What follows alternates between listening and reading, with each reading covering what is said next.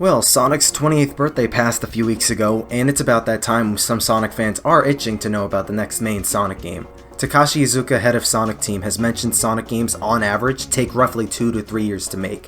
We just got Team Sonic Racing almost 2 months ago, and it's been over a year and a half since Sonic Forces, so it feels like it should be about that time we get info on a new Sonic game. A couple months ago, back in March, Iizuka did mention the team was already at work on the next Sonic game. Like water's wet and the sky is blue, they're working on the next Sonic game. What else is new? As E3 passed, a member of Game Informer tried to speak to Iizuka about the next Sonic game and claimed he was evasive and wouldn't spill the details. However, once 2017 was brought up into the discussion, Iizuka mentioned how that was a big year for Sonic and they are preparing for the next big year for Sonic to be 2021. Before moving on, the drop dash was brought up and questioned about being a part of Sonic's arsenal from here on out, as the spin dash was in a majority of Sonic games, and he chuckled with a soft maybe. So it seems the next Sonic game will come in 2021 for Sonic's 30th anniversary. I'm gonna be honest, I'm slightly bummed at how much bigger the gap between Sonic's main releases keeps getting. After Sonic Lost World, we had to wait 4 years for Sonic Forces and Mania, and now we're essentially waiting another 4 years for the next Sonic game.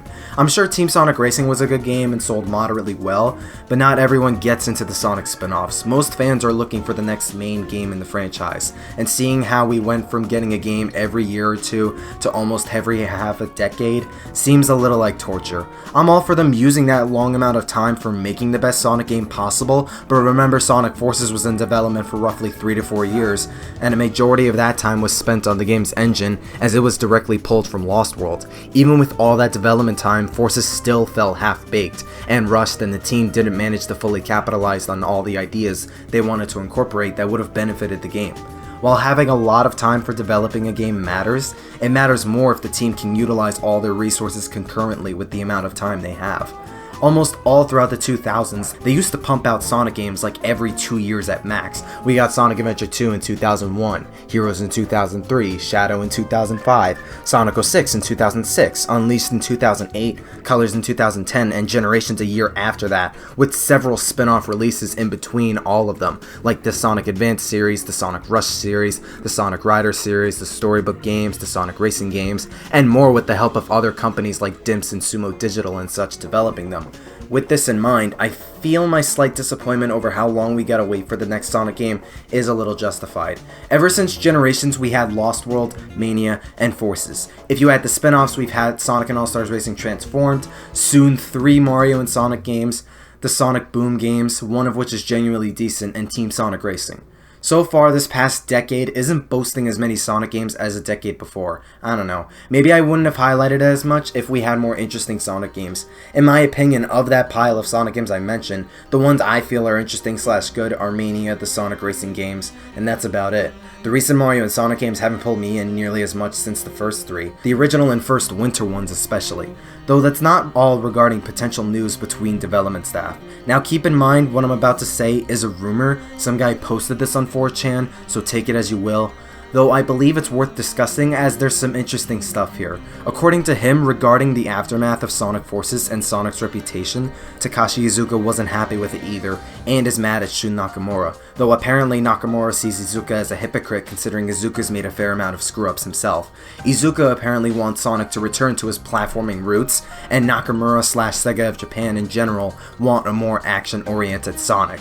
There's drama and tension rising between Sega of Japan and Sega of America, as Sonic Team as we knew was basically dissolved. As Sega of Japan is seeing infighting like they've never before, Iizuka's burnt out and threatening to leave SOJ and what's left of Sonic Team altogether. He wants the series to be handled by Sega of America with himself as the director, as despite the Mania team going too far, I'm assuming they mean like the classic levels, he's fond of them and wants to keep them for future 2D titles. Several big-name developers of Sonic Team from the Adventure to Shadow era relocated to California, and Iizuka wants the next Sonic game to be a big success because he wants to make another Knights game, and the Dreams of an Absolution remix wasn't a mere coincidence, which concludes the post. Once again, this is a rumor, anyone can make these, it could all be a hoax, or it could all be true, or partially in some areas, so take it as you will again. Though I do think there is a decent handful of truth to this whole post though. Sega of America and Sega of Japan have quarreled with each other in the past before, so it happening again after Sonic Forces wouldn't be that surprising.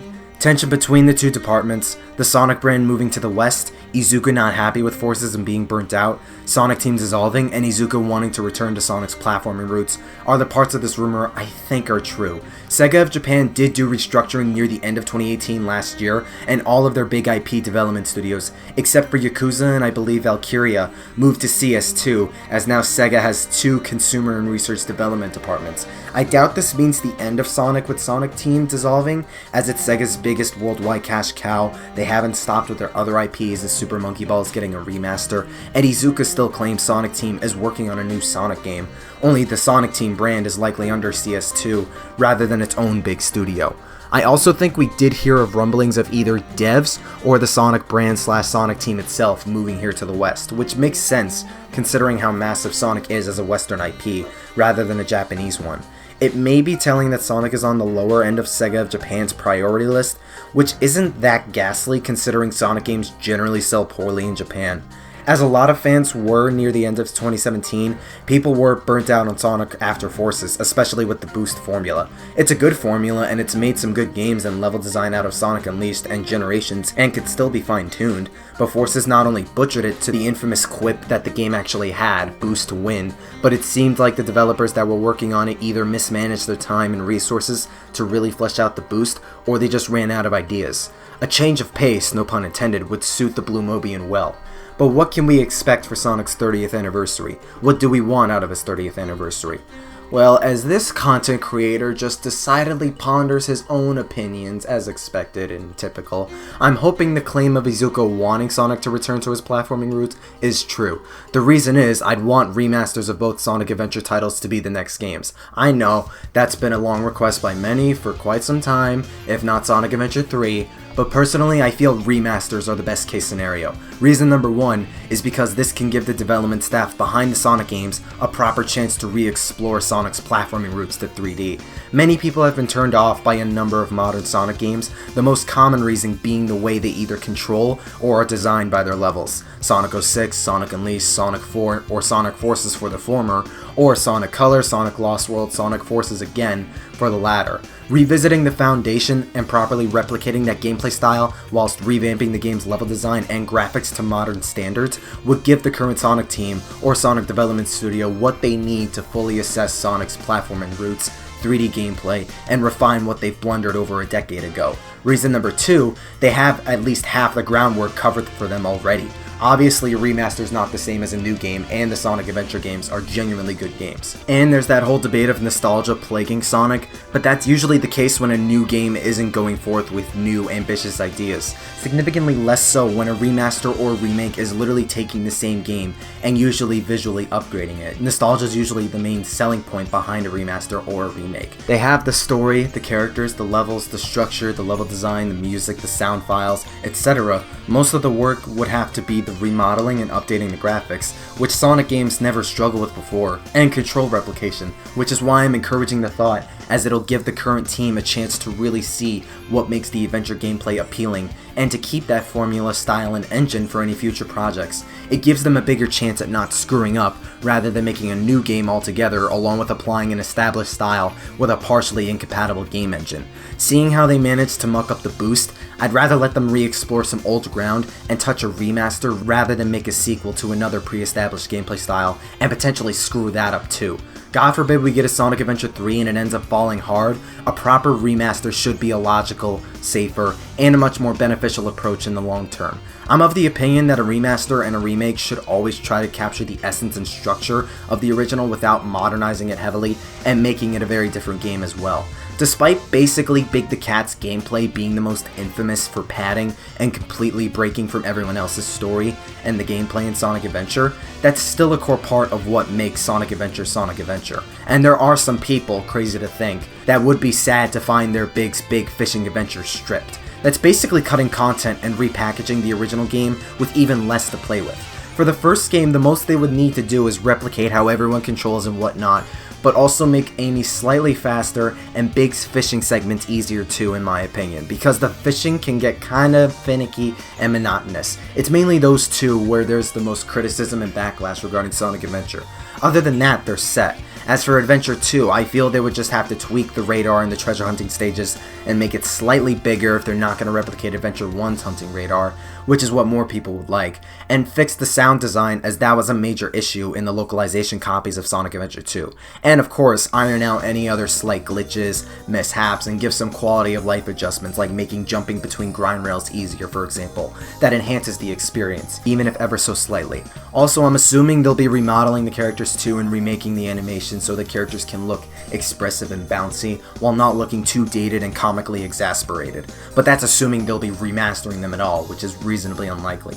Reason number 3, it's like on everyone's top most wanted Sonic game list outside of a Sonic Adventure 3. I know not everyone out there wants another Sonic Adventure game or a Sonic Adventure 3, but there's a reason why SA3 was a big meme for a while and is still brought up at Sonic Q&As. People love Sonic Adventure and Sonic Adventure 2. Other than Sonic Generations, both titles are the most highly acclaimed and best sold Sonic games, garnering almost 8 million copies combined. People have been wanting a proper return to that style, after the disappointing blunder Sonic 06 set, after the gimmicky Werehog, after Sonic Generations acknowledged the Dreamcast era, after Lost World, even now after Forces. It would simply appeal to a general audience without straying from its focus too far like Forces. Reason number 4, the adventure formula has much more potential to flourish and prosper than the boost. I love the boost. Unleashed and Generations are some of my favorite Sonic games, and that style can go further than what Generations set in terms of controls and level design, but as time passes, I'm yearning more for the adventure gameplay, not to mention Forces burnt out any interest in that style for the majority, it seems. It not only captures how Sonic plays from 2D to 3D with its fluid momentum-based movement, but it also provides much more creative liberty all around, for the player and the developer, between what abilities Sonic can have, what kinds of levels can be made and designed to complement it, what characters can be added around it, etc. We've seen Sonic manage a plethora of moves in the 3D Adventure-esque games, and the levels were long and expansive enough to really capitalize on Sonic's physics and control to greatly display the fantastic level design and terrain for a majority of the levels between both games. Having multiple characters come alongside the style too eliminates the risk of having to create an entirely different gameplay style or gimmick, like the Werehog, Classic Sonic, the Custom Hero, etc., or without straying too far from the main gameplay and utilizing the characters you're putting in the game and overall experience. Tails, Knuckles, Rouge, Amy, etc. all play very similarly to Sonic, they just have their own unique abilities and traits to separate from Sonic's immense speed.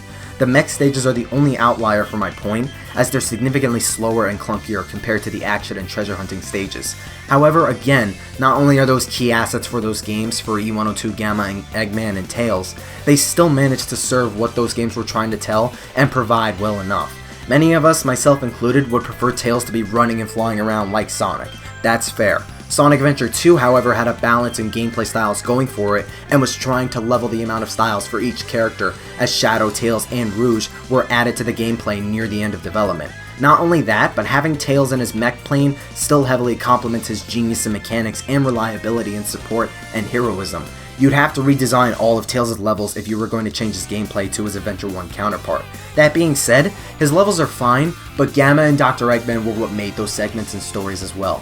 They're at least my reason for going back to those stages, plus both characters being great in those games, and the mech shooting gameplay is an adequate style in of its own right. But ironic how adding all these characters back in the mid-2000s created these conflicts among fans between adding characters for the sake of padding, or simply finding them annoying or inadequately implemented depending on the game, only for more of us to come out of the woodworks and express how we miss multiple playable characters. It's easy to know plenty of us who played Forces or Generations saw Sonic's friends, all these characters, only stand by and cheer him on, rather than step in and participate in full playable action, and ultimately feel disappointed or cheated. Sonic's library of characters continues to grow, but it is heart-wrenching to see these characters not be utilized outside of text dialogue and fodder for Sonic. Much worse, some of them outright contradicting and losing their character and respective traits that made them so beloved. The potential after Sonic 06 has dropped considerably for how massive Sonic's cast is, and don't even get me started on Shadow and Chaos and Forces.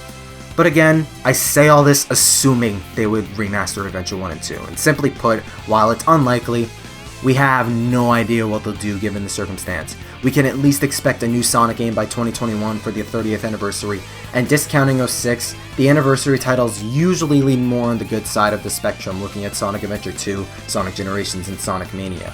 And who's to say they'll do something entirely different, as that's what they usually do?